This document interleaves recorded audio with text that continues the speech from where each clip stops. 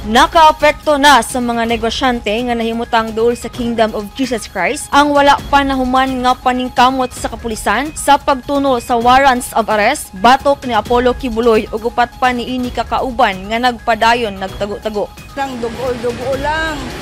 Pero ka ng mga biyahero, isip kay hangyo lang, madili lang ta na mahitabo usab.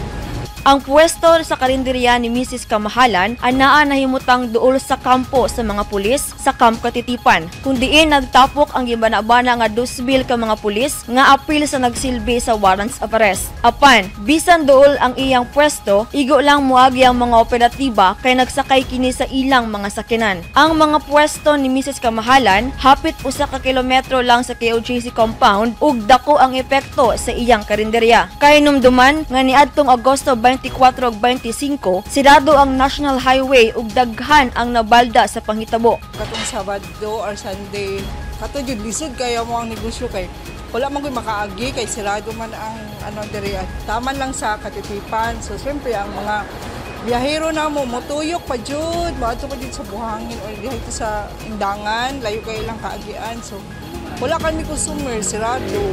Ay dili na kay ma'am kay makaagi naman, kato lang ang time kay sirado ang katong sa airport.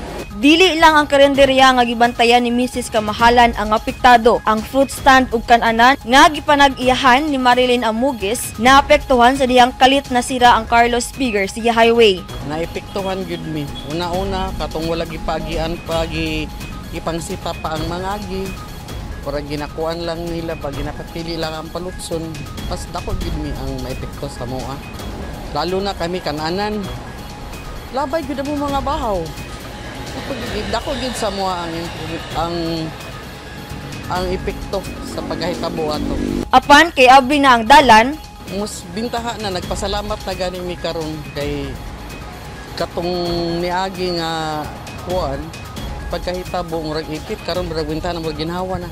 Kung ipadayon nila din nga mainana sila dili lang unta po nila isira ang dalan kay sa isira po nila ang dalan lalo na dyan hinay na magay nga abli unsa na po ibalik nila og sira. Diba? Nilisod.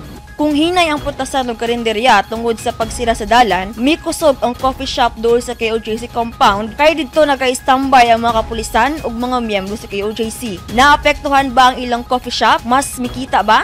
In a way na positive food kay tungod nidagan ang mga tao kay dagag mo magtambay diri like masundalo og katong kung sabay support dito mga ana.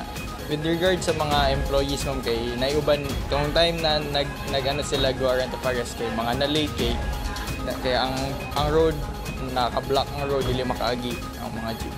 Kining mga istorya sa mga negosyante nagpamatuod sa kabalaka sa Davao City Chamber of Commerce. Sa ilang opisyal nga sulat pahayag, nagpadayag sa ilang kabalaka ang Davao City Chamber sa epekto sa padayong panghitabo sa KOJC kay daghan ang nabalda og dako kini og epekto sa transportasyon sa mga produkto pasulod og pagawas sa mga pantalan ug sa airport. Nang hinaot ang grupo sa mga negosyante nga maresolba na ang isyu sa KOJC aron mapadayon ang pagtimbayayong sa mga negosyante ug katawhan alang sa kalambuan sa dakbayan sa Davao ug malampasan ang hagit sa panahon. Shiny Bulyaser, Newsline Philippines, stay safe!